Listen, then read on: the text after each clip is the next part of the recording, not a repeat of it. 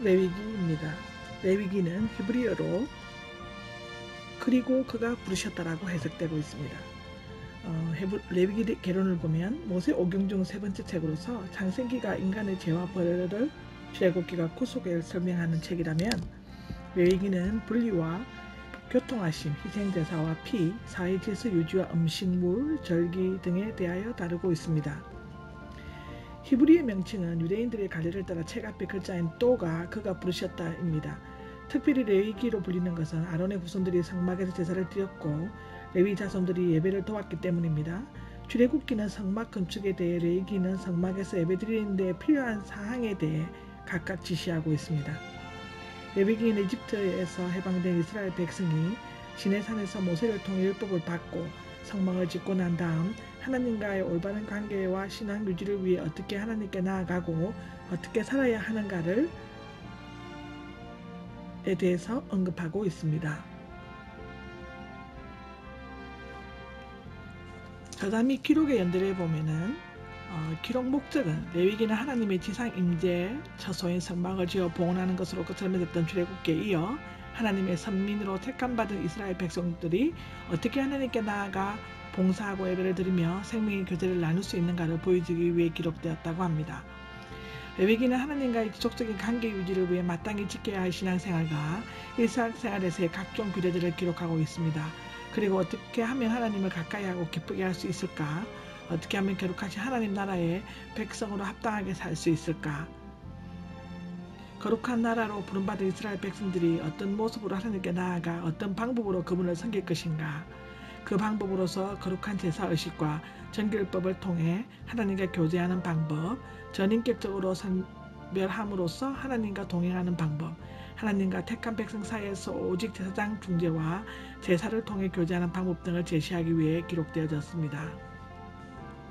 레위기는 하나님을 예배하는 방법과 하나님 앞에서 거룩하게 살아가는 방법과 거룩하신 하나님의 백성으로서 그 거룩하신 속성을 본받아야 살기 위해 지켜야 할 거룩한 기준과 그에 따른 실천법 등을 가리키기 위해서 기록되었습니다. 레위기는 제사장의 중재로 짐승의 피를 준비하여 하나님께 나아갈 수 있는 제사 원리를 장차 율법의 완성이시오 유일한 중보자이시오 친히 대속 제물 대신 예수 그리스도를 통해 하나님께로 나아갈 수 있음을 보여주기 위해서 기록되어지고 있습니다. 레위기의 특징, 중심, 사상, 주요 주제들은 5가지로 나누는데요.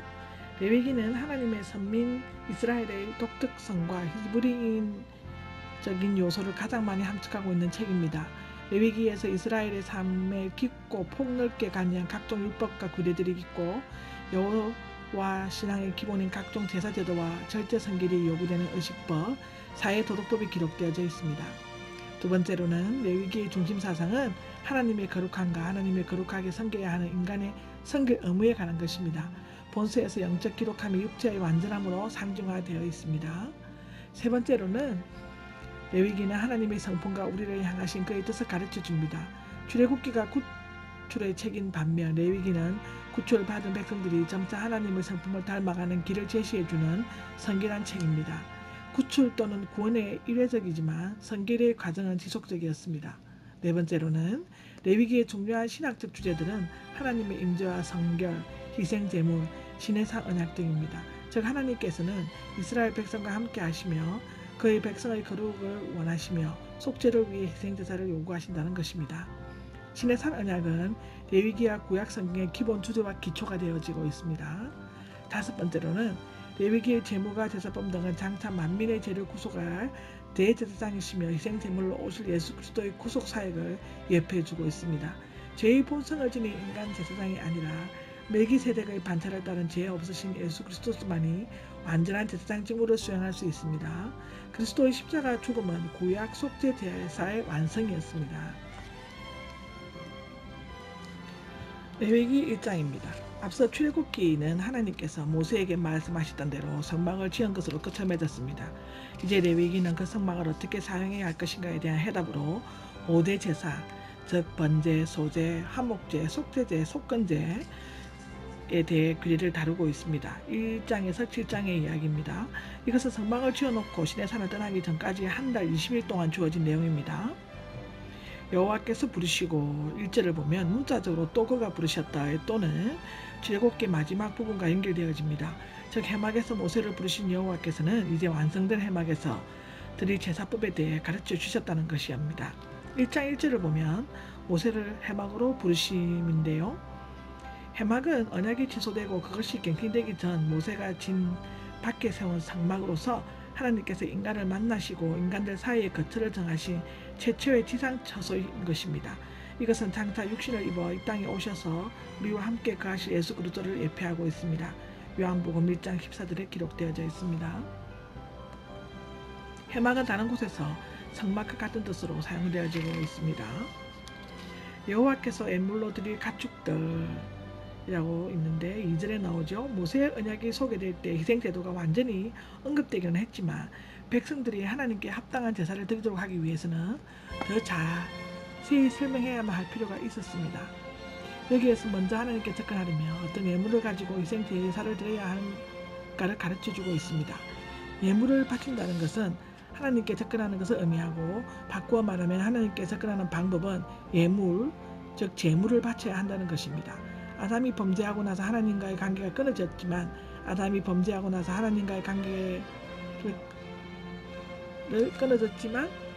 하나님께서는 죄에 대해 속죄하라면서 어떤 제물로 어떻게 제사를 드려야 하는지를 아담과 하와에게 설명해 주셨을 것입니다. 이것은 그 아들 아벨의 양을 잡아 제사를 드린 것을 보면 어느 정도 추정될 수 있습니다. 창세기 4장 1절과 8절에서 기록되어져 있습니다. 이 진리는 세월이 흘러가면서 점차 우상숭배로 왜곡되고 애매모호하게 되었기 때문에 이제 하나님께서는 다시금 모세를 통해 이 사실을 일깨워 주려고 하셨습니다. 이 예물 즉 제물은 다른 목적에 쓰는 것이 금지되어 있었기 때문에 사람들은 고르반이라는 명목으로 즉 예물이라는 명목으로 부모에 대한 의무를 게을리하였습니다. 마가복음 7장 9절에서 13절에 기록되어 있습니다. 특히 가축을 예물로 바치라는 것은 그 속에 피가 있으며 오직 피만이 속죄할 수 있기 때문입니다. 레위기 17장과 히브리서 9장에 기록되어 있습니다. 이것은 우리 죄를 위해 십자가 제단 위에서 속죄 제물로 죽으신 어린 양 예수 그리스도를 예표하고 있죠. 누가복음 2장 7절, 에베소서 5장 2절에 나옵니다. 여기에 있는 소떼와 양떼는 큰 가축과 작은 가축을 의미하죠. 비둘기는 가난한 자를 위한 특별한 제물이었습니다. 번제에 대한 규례는 원래 번제는 희생 제물을 태우는 연기가 하느님께로 올라갔기 때문에 붙여진 명칭이었던 것 같습니다. 다른 제사와는 달리 새가 가죽과 모이 주머니를 제외하고는 모든 제물이 불에 태워졌으므로 화제 또는 온전한 번제로 불리기도 하였습니다. 번제가 가장 먼저 언급된 것은 이스라엘의 제사 형식 중 가장 오래되고 가장 자주 드려졌고 가장 대표적인 것이었기 때문입니다. 번제는 완전히 태워 하나님께로 바침으로 하나님과의 관계를 올바르고 정상적으로 유지시킴과 동시에 헌신과 봉사를 다짐하기 위한 제사였습니다. 제물은 첫째는 살림의 형편에 따라 소나 양이나 비둘기여야 했고 제물은 제사 드리는 자의 대속물이 되었습니다.